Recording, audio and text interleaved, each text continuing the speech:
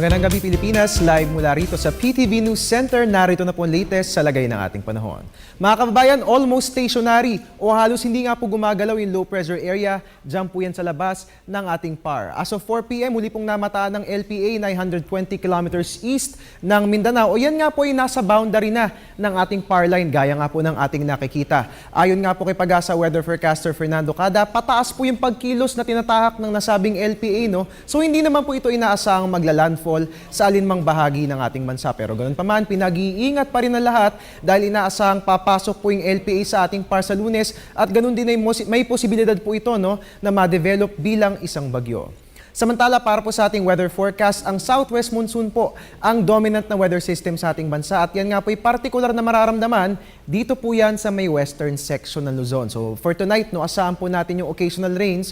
Diyan po yan sa Ilocos, Sacar, Zambales at Bataan, habang light to moderate rain showers and thunderstorms naman po diyan po sa Caraga at Davao Region. Dito po sa atin sa Metro Manila at sa natitirang bahagi ng ating bansa, wala po tayong dapat alalahanin dahil magiging maaliwalas naman po yung ating panahon. Pero ganun pa man, magbaon pa rin po ng payong dahil posible pa rin po tayo makaranas ng isolated rain showers and thunderstorms. Samantala, ang gale warning nilabas pa rin po ng Pag-asa dahil po yan sa strong to gale force winds na nararanasan ngayon sa western seaboard ng Luzon. At yan nga po yung manggagaling sa Ilocos Sur hanggang dyan po yan sa may lalawigan ng Batangas. So asahan po natin dyan ang monsoon rains at magiging mataas po yung mga alon. Aabot ng 3.4 to 4.5 meters. Kung kaya't inaabisuan po natin lahat ng mga kababayan nating mangingisda, huwag po muna tayong pumalaot. Dyan nga po yun sa mga nabanggit na baybayin dahil magiging mapanganib po yan para sa inyong pagladayag.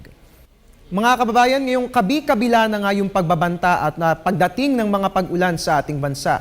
Mahalagang armado po tayo ng mga sapat na kaalaman tungkol sa mga sakunang maaaring idulot ng masamang panahon. Isa sa mga ito ay ang flooding o pagbaha. Ang pagbaha ay ang pag-apaw ng tubig mula sa isang body of water. At narito nga po yung ilan sa mga natural causes nito. Una ay ang walang tigil na buhos ng ulan na dulot ng mga weather systems gaya ng ITCZ, LPA, Bagyo, Habagat at iba pa. Pangalawa ay ang storm surge. Lubhang mapanganib ito dahil meron itong kapasidad na ilubog sa tubig ang isang buong lugar.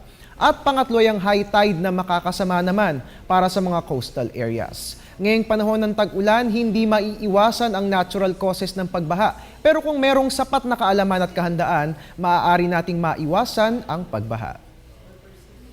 At samantala, para nga po bukas si Haring Araw si sikat 5:37, lulubog naman 6:27 ng gabi. At iyan po muna ang latest mula rito sa Pag-asa DOST. Ang tabayanan po susunod ko ulat, mamaya po yan sa News Live.